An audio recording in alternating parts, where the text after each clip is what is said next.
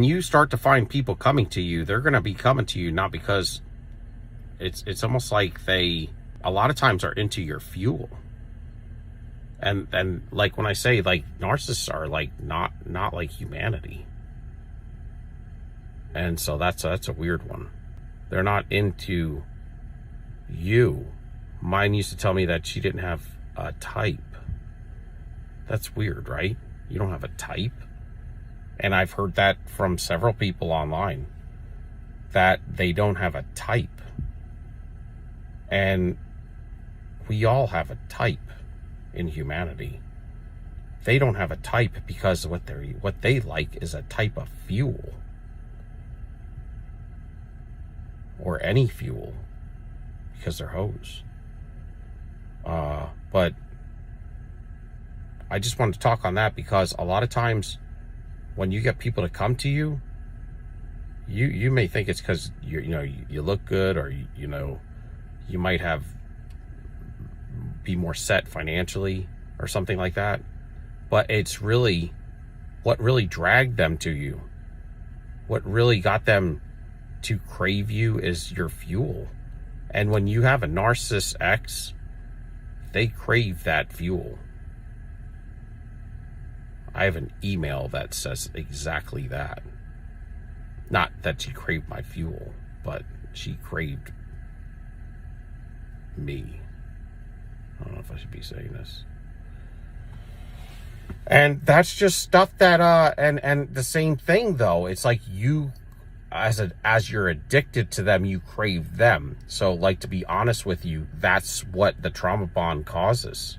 And that's why I say you got to be careful with the narcissist, because you are addicted to each other. You are a drug. If you're questioning whether if they're as trauma bonded to you as you are to them, absolutely. They are addicted to you before you're addicted to them. And they just won't tell you this. And what they won't tell you is that they can't help themselves. They gotta hoe around. I mean, we all know that by now. But that's the backdrop when they're not with you. Because they are basically, they're hoes for fuel. But where's all this fuel going? It's going to feed the mask. But what's the mask? What needs so much fuel? What's so insatiable in there? Well, addictions are insatiable. And so are demons.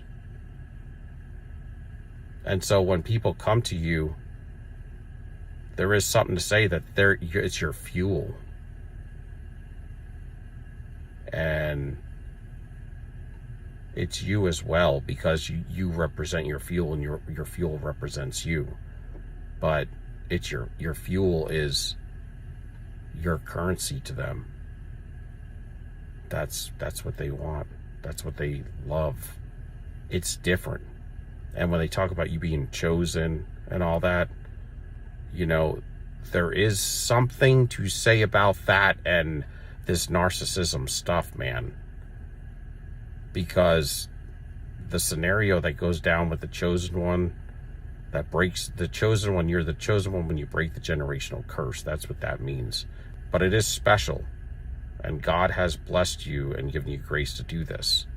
But outside of that, I don't really dive into too much else when they speak on chosen, because we are, if we know the Lord, we are his chosen people, because many are called and few are chosen.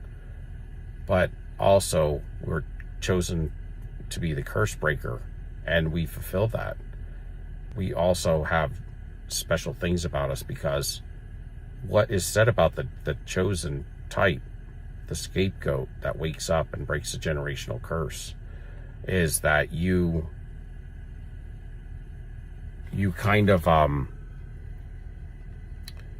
you're almost like dead at birth a lot of times, or the parents talked about aborting you before you were born. A lot of something happened typically when before you were born, or right when you were born, or at early ages, that could have taken you out, but it didn't.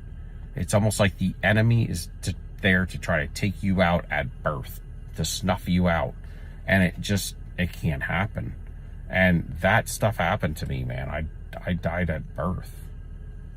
You know, the umbilical cord was wrapped around me several times, and I came out dead, pretty much. Mother passed out on the floor and stuff, but and they had to bring me back to life. And then I had many other problems.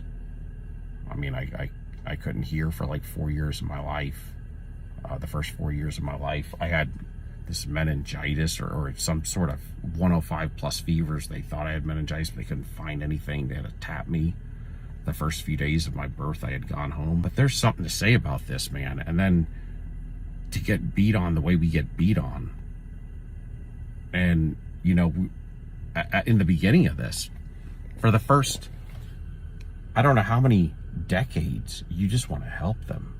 You just want to help them so that they can be better and they're part of your family, or they're part of your life. You know, after a while, though, you kind of like get a little jaded, and you're like, yo, hey, if you want to be that hard-headed, you could do that on your own. I'm out of here. And then you'll start to notice that, you know, because it's so fuzzy sometimes until you wake up and you're able to, you know, catch up on how this stuff really works, that you'll let them back in your life, and then they'll do these little mini destructions to you. Like, they'll make up these crazy lies, man, and it's like, then they'll tell you, they'll gaslight you, and then you'll say, well, that's what you said happened. No, it never happened. I never said that. And that caused a lot of problems and havoc in your life, with friendships, relationships, people you might quit talking to because you got lies from your family that you thought were true. But when a narcissist comes to you, a lot of times, man, they don't have a type. They do like the extra benefits that you have. They call them residual benefits. I mean, they'll still date an ugly person, but they really like a good-looking person. You know, they'll, you know, may go out with the bottom of the barrel, but they really prefer somebody with a whole lot of fuel. They, a lot of times, prefer a challenge, especially a Jezebel. And so there's different things that go along with it. Finances, true love, a true lover of them, a protector, someone with integrity, somebody who helps them iron out their troubles. You know? But that's all. Peace out. Later.